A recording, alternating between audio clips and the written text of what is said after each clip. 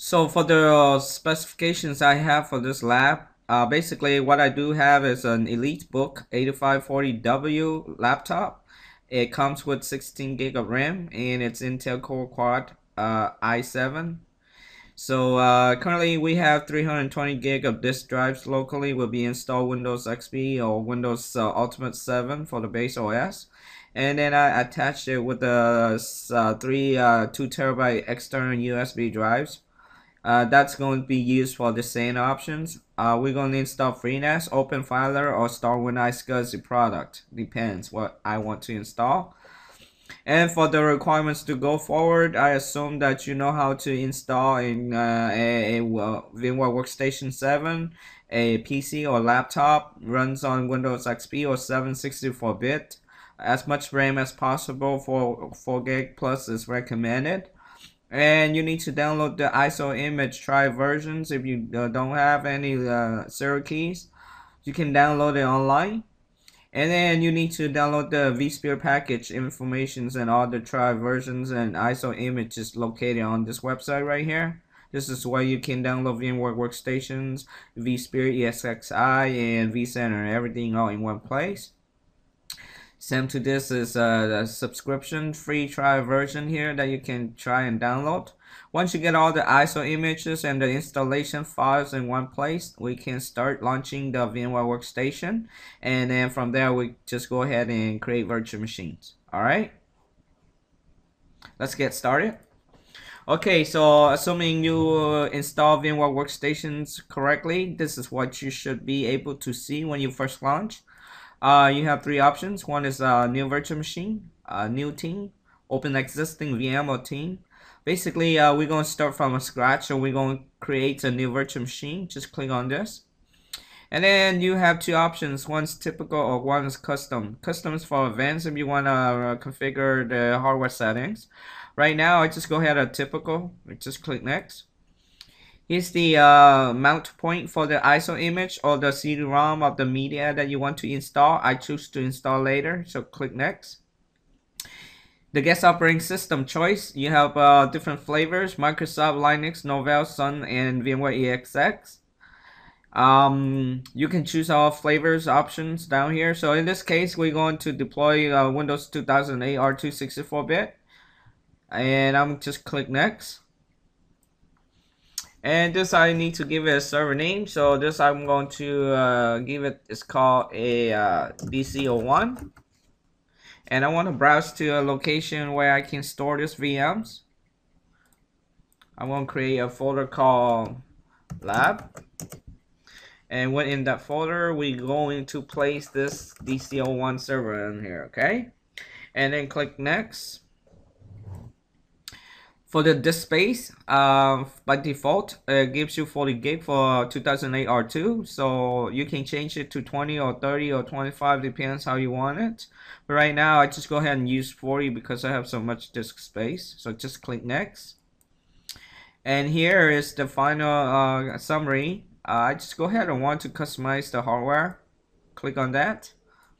So from a hardware perspective, this is all the types of hardware that every VM's got. So memory, you can change it from 1 gig to 2 gig if you want by typing 2048 or whatever you want.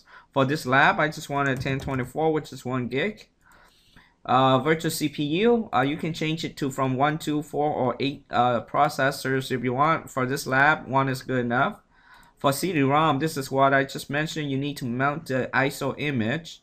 So this is where you need to select that and then mount, click on browse and find the location. And this is my ISO image that I downloaded. So I just click open and select that. And make sure it's connected at power on, so it's selected and booted up. You don't need any floppy drives, so you need to remove that. For network adapter, that's a connection type. I choose bridge. Or if you want NATed or you want to be hosted only or custom specific network. Alright, and you don't need USB controller. If you do, leave it in. I'm going to remove the things that I don't need. And apparently this is all I need for now. This is a test VM, so I'm okay with this. I'm going to just click OK and finish. At this point, the VM is ready to power on and then start the installations of Windows 2008. Okay, so right click on this, power on, or you can choose to click on the power on this virtual machine options here. I click on that, and then this will boot up, and then it's pretty straightforward. It's loading Windows files. So this is the install Windows screen. You need to choose the language and then click next.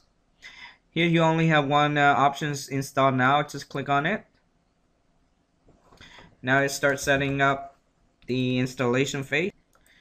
Here you have the operating systems types and additions that you choose. I'm going to install the enterprise for installation. Click next. And here I just need to accept the licensing term. Just click next. And here you have two options. One is to upgrade and one is the custom in advanced mode, which is this is a brand new install, so this is what we need to choose. Click on this. And here we have 40 gig of this space, right? So if you want to change it, you want to format it, or you want to create partitions, click on drive options and then click on new. And this will allow you to apply whatever this space you want, just pop in there and then click the apply button. In this case, I don't need to. I just want to use all the 40 gig. So I'm going to go ahead and click next. And what this is going to do is trying to copy Windows files and then expand it and then trying to install the features and all the updates. Once it's completed, it will reboot its own, and so this takes a while right here. So what I'm going to do is going to pause the video right now and resume when it's complete.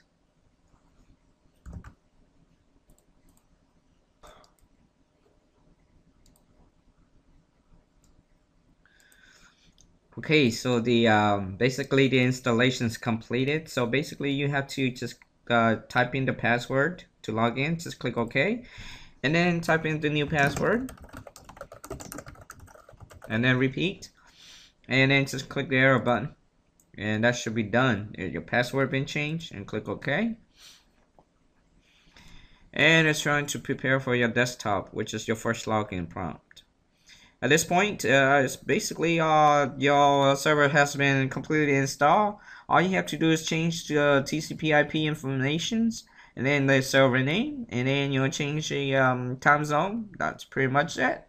And for the next lab, we're trying to prepare this ready for the cloning so that we can copy multiple instances of this VMs, so that you can create and install Exchange SQL or whatever Microsoft products that you want to play for a lab. Okay, so that will be on the next tutorials.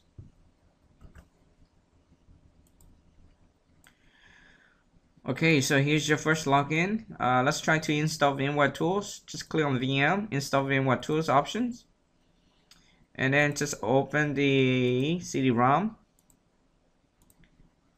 It should be automated, but I just want to launch faster, so I just go ahead and double click on it.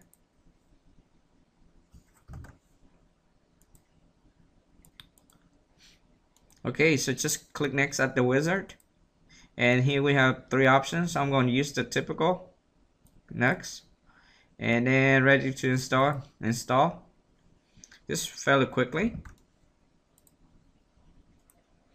Okay, the VMware tools install completed. Just click finish, and I don't want to restart right now. I do it later. Okay, let's do some settings real quick. Let's change the time zone. Click on change time zone, and then choose down to wherever you're located. I'm going to choose my time zone. Click OK, and that's correct, 202.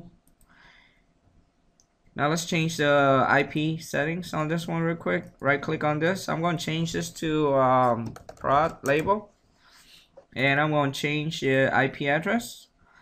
We're going to disable IPv6. We're going to enable IPv4 version. So just click properties, and then give it a name, an IP scheme that you will have in place, 192.168.1.10. That's my going to be my server name, IP address I meant. And that's my gateway, and the DNS. So basically this is the .10. This is going to be my DC server, and it's going to be also a DHCP and DNS server later that I will be promoting. Just click OK, closed. And that's it for right now. And then computer name is importantly that you need to label correctly. For this one, it's just domain controller. If you want description, click on change. Type in the server name that you want to change, and then just click OK. Right now it's on the work group, but later on I will promote it to a domain controller. So I'm gonna click OK. And click OK. And then in advanced, I want better performance, so I'm going to choose best performance settings and click OK. And for remote, I want RDP able, so I'm going to click that and choose OK and then close and restart later and see what else I need to change. It looks good right now, so I guess we need to restart it to take all this effects. There you go. So basically you just get instructions how to install and configure basic Windows 2008 server using VMware Workstation as the lab tools. And for the next phase, we're going to promote the server to be a domain controller, and then the HCP and DNS server as well as other stuff.